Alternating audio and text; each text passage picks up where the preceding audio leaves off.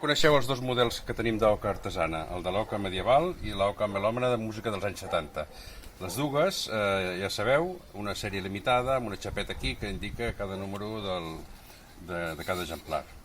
A darrere ja ho sabeu, en una hi ha el parxís del rei Jaume I i en l'altra la melòmana i el parxís del grup de música que més us agradi amb les caricatures que jo faig. Molt bé, la novetat que us vull explicar avui és que aquestes dues oques es poden personalitzar per darrere amb el parxís que vosaltres vulgueu dedicat a un personatge de la vostra família, a un amic o qui vulgueu dedicar-li.